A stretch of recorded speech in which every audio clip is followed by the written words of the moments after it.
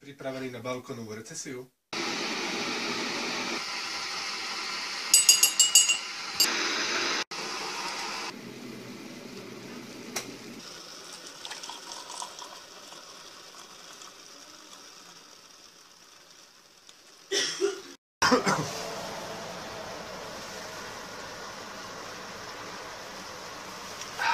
Tak ahojte.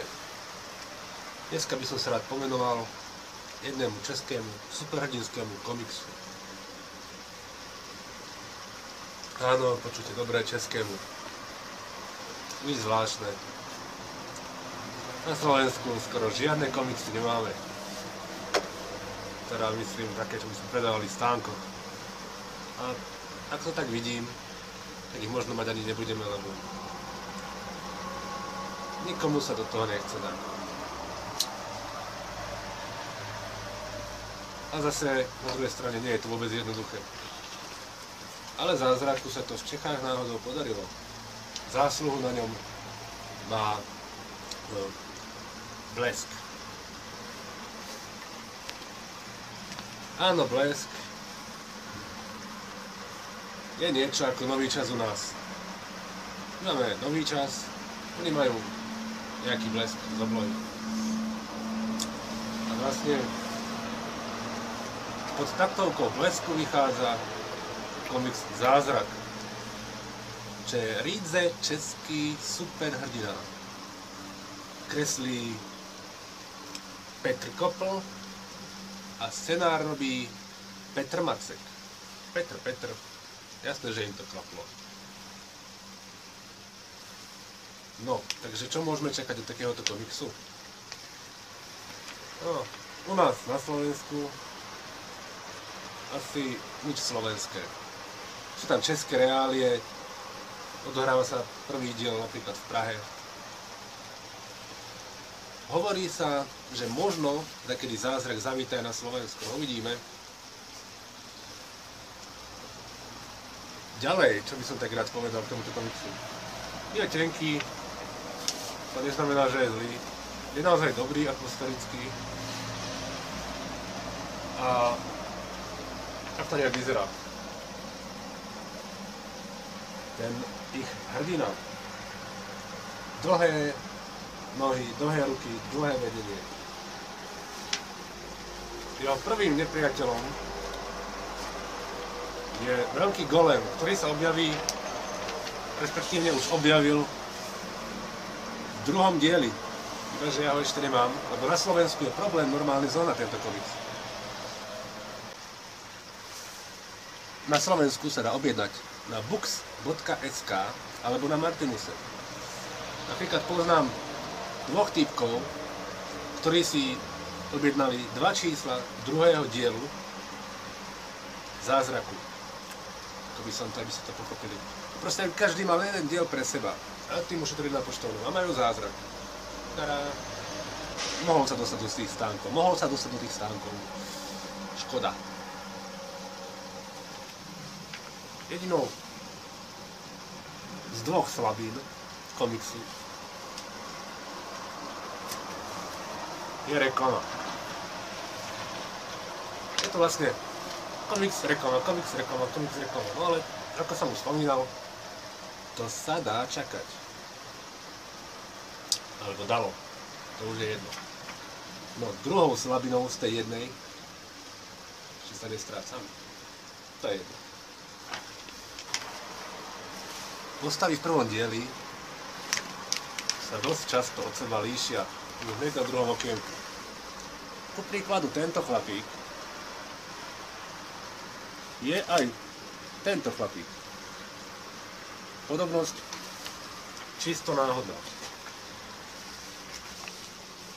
Takisto aj tento drsňáčik je aj tento trtko. Čiže ešte by som vytkol autorovi túto vec, že proste tie postavy sa dosť často na seba nepodobajú.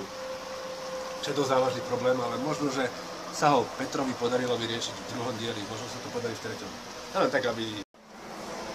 Rozhodne je ale Zázrak zázračný v tom, že vôbec vyšiel. Pretože takéto komiksy bežne v stánkoch nevychádzajú. A to nie len na Slovensku, ale aj v Čechách. Ešte napríklad môžem spomenúť, že Petr Kopl kreslí aj komiks, jeden z mnoha, do časopisu Bublifuch, ktorý tiež zhodou náhod vychádza v stánkoch v Čechách. A na paškál si ho zobrala Klára Smolíková, Volkrová, po najnovšom. No a nájdete v tom Bublifuku rôzne komiksy pre deti.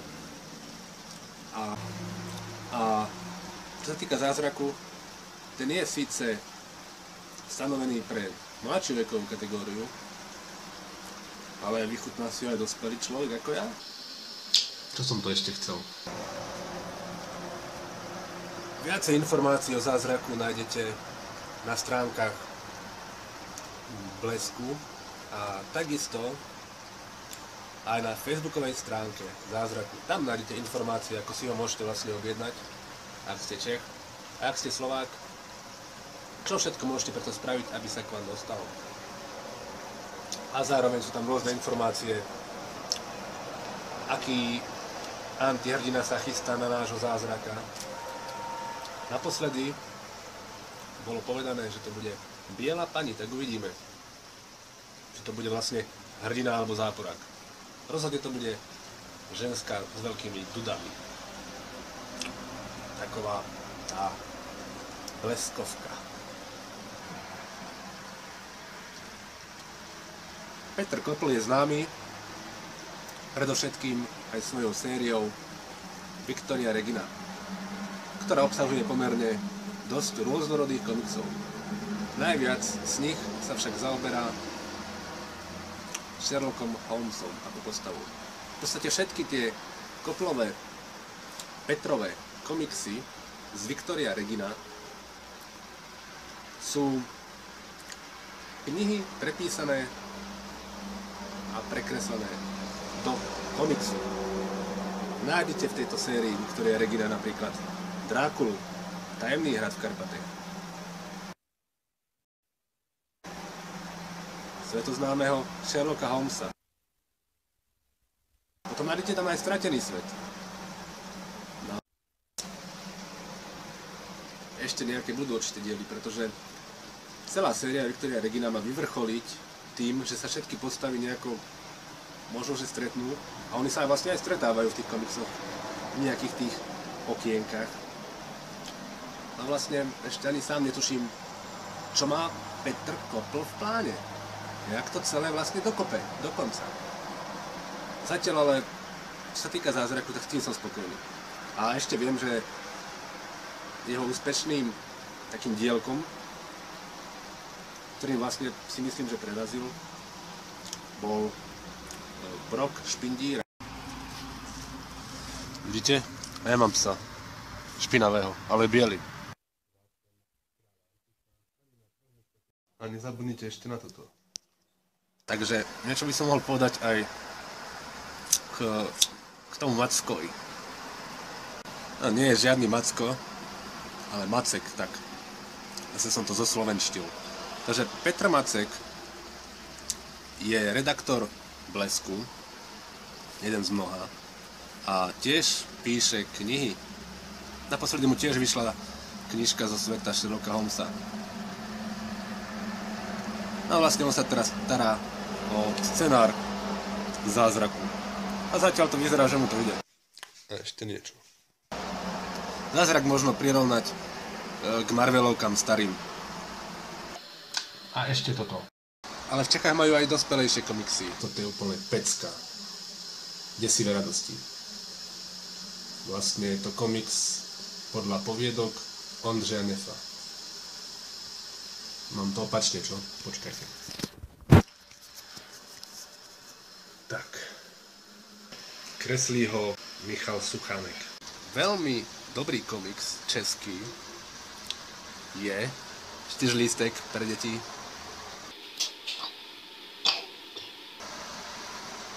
Nesmieme zabudnúť, že aj tam kreslí Petr Kopl a jeho konkurent respektívne neviem, kto z nich je lepší. Ono, ten konkurent sa volá totiž Dan Cherny a ten vytvoril postavu Fanouša, čo je pekne drsný hrdina. A takto nejak vyzerá drsné chlapča Fanouš. Čo sa týka toho Fanouša, aby ste vedeli, tak tam je zase nevýhoda v tom, že vyšli asi 3 diely,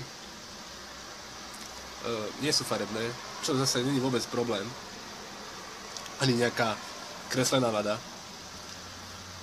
Jediné, že sú drahé. Tak, sú drahé. Vidíte? Žiadna farba.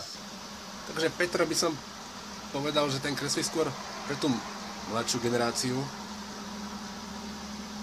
A Dan Cherny, aj keď je vlastne bieloch, ten kreslí zase pre dospelejších ľudí. Ale v podstate prispieva aj do štvorlístku, takže kto vie. Ale rozhodne Fanouš je drsnejší komiks ako Zázrak aj všetky Victoria Regina dokopy. A je kreslený ručne, stručne, čiže žiadny digitál. No. Proste v Čechách sa to len hemží komiksami dobrými. Čo k tomu povedať? No ale aj u nás na Slovensku sa až taký horor to myslím, že nebude s komiksami. Je to strašné, ale horor určite nie. Pretože nejaké komiksy sa určite časom dostanú aj do stánkov. Sice ja už asi na svete nebudem, ale mojich detí si ich dúfam, že prečítajú. No a aké komiksy vlastne u nás zatiaľ vychádzajú? No prevažne v tej digitálnej podobe, keď nerátam nejaké tie komiksové zbierky, ktoré v podstate nemajú hlavu petu, aspoň pre mňa sú skôr také umelecké. A umeleckých komiksov, no tých je u nás pomerne viacej než tých klasických a klasika tu fakt chýba. Takže mne sa strašne páči z týchto našich slovenských projektov, napríklad Emak Bubliny, ktorý bohužiaľ troška dosť zdegeneroval a nemal dobrú reklamu, za čo môžu poďakovať akurát tak šéf-redaktorovi, ktorý v podstate si povedal, že bude chrániť autorské práva autorov a v podstate on ten komiks robil len tak pre seba. No a tak to vždy skončí. Vždy pre seba niekto začne robiť komiks a my ostatní ideme bokom. Už to nie je ono. Ale stále sú tam rôzne dobré komiksy, na ktoré sa fakt dá pozerať. V neposlednom rade nesmiem zabudnúť ani na komiks z produkcie Marka Epochu a Martina Luciaka Cuca. Tak. Fúri skomolím, ale to nevadí. Oni komolia zase Ľudovita Štúra. Áno, v ich podaní je Ľudovít Štúr, bojovník s nadprirodzenom. No dúfam, že ho takedy vydajú aj v tlačenej podobe, pretože je to fakt skvelé nakreslený komiks a dokonca i vtipný. Čo je však smola, je to veľmi krátke. Na mňa teda určite. No a veľmi dobrý pokus, vtipný, je i komiks Píši švor. Ako kresbu, keď som videl, povedal som si ďalší umelecký komiks. Áno, je to v podstate umelecký komiks. Ale je to proste inteligentný humor. A robí ho Knapko. Len tak ďalej. Mimochodom, čo sa týka komiksu Lapka, ktorý som sa snažil nejako presadiť, ale strašne ma mrzí, respektíve strašne ma sere, že to dopadlo tak, ako dopadlo. Ďakujem, pán ilustrátor. Teraz uvidíte, že na opravu tam toho bolo dosť. Takže raketa Lapky pristála na planéte a v pozadí je vesmír, tak sa to upravilo. A už v pozadí vesmír nie je. Takisto aj tu v oknách, vidíte. No lenže to je len málo z toho, čo bolo treba opraviť. Dosť veľa chýb tam bolo v texte. Ak by niekto mal záujem kresliť Lapku, zadarmo pre ľudí, nie len pre seba, tak budem rád, ak sa mi ozve na Facebookovú stránku, ktorá teraz chátra. Späť k zázraku. Takže čo povedať k tomuto zázraku českému? Aby som sa stále neopakoval. Je zázrak, že to vôbec vyšlo. A ja pevne verím, že aj u nás na Slovensku sa to niekomu nejakým zázrakom podarí. Zatiaľ neprestávam dúfať a neprestávate ani vy.